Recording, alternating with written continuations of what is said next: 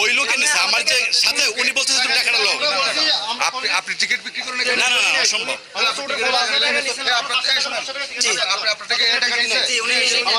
উনি নিছে এই যে আমার আঙ্কেল এনে দিছে টাকা নিজে হাতে দিছে। আপনি কে দিছে টাকা? টাকা আমার থেকে নিছে আমাকে 200 টাকা ব্যাগে দিয়েছে উনি। ঢাকা কক্সবাজার রেলপথে টিকিট কালোবাজারি অভিযোগ বাড়ছে। এবার সেটাই ৭১-এর ক্যামেরায় ধরা পড়ল। নিরাপত্তা বাহিনীর সদস্যরাই টিকিট ছাড়া যাত্রীদের গন্তব্যে পৌঁছে দেওয়ার আশ্বাস দিয়ে টাকা হাতিয়ে নিচ্ছে। যদিও এই নিয়ে কোনো কথা বলেননি স্টেশন মাস্টার। কামরুল ইসলাম মিন্টুর প্রতিবেদন। পহেলা মে সন্ধে 7:30টায় ৭১ টিভির ক্যামেরায় ধরা পড়ে টিকিটের কালোবাজারি। এদিন রেলওয়ে নিরাপত্তা বাহিনীর সদস্য পলাশের প্রতারণার ফাঁদে পা দেন ৮ জনের এই পরিবার। বিকাশে কম খরচে ক্যাশ আউটের লিমিট বেড়ে ৫০,০০০, প্রিয় এজেন্টও ২টা। তাদের বিনা টিকিটে কক্সবাজার থেকে লোহাগাড়া পর্যন্ত নিয়ে যাওয়ার আশ্বাস দেন রেলওয়ে নিরাপত্তা কর্মী পলাশ। এজন্য তারা ৮০০ টাকা দিয়ে ট্রেনে উঠে দেখেন টিকিটধারী যাত্রী সিটে বসা। পলাশকে বিষয়টি জানালে পাল্টা উল্টো দেয়।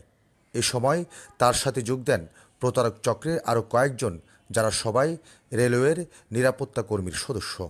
লোহাগাড়া যাবো, অত লোহাগাড়া টিকিট লাগবে না, অত কয়জন আপনি ৮ জন, তো ৮ জন ৮০০ টাকা দিছি, ২৫০ দিয়েছি আমি, আমাকে ২০০ টাকা ব্যাগ দিয়েছে আমি দিছি। তো যাইয়া আমার সাথে এই ফলার যাইয়া ওই প্রথম বুকিতে তুলে দিছে, তুলে দিয়ে ওখানে কোনো লোক ওঠে নেই, আমরা গাড়ি উঠছি। ট্রেন ছাড়া ১০-১৫ মিনিট আগে একজন আসে বলতেছে ভাই আমরা টিকিট কাটছি, আপনাদেরকে সিট ছেড়ে দিতে হবে। তো আমরা ওনার থেকে সিট উনি টোকেন দেখাচ্ছে, তো আমরা তো বাধ্য হয়ে ছেড়ে দিতে হয়েছে। অভিযোগ পেয়ে ৭১ পলাশের খোঁজে নামে। ক্যামেরা দেখে গায়েব হয়ে যান রেলওয়ের নিরাপত্তা বাহিনীর এই সদস্য। ওই লোকে নিছে আমার যে সাথে উনি বলতেছে তুমি টাকা নাও। আপনি টিকিট বিক্রি করেন না না না অসম্ভব।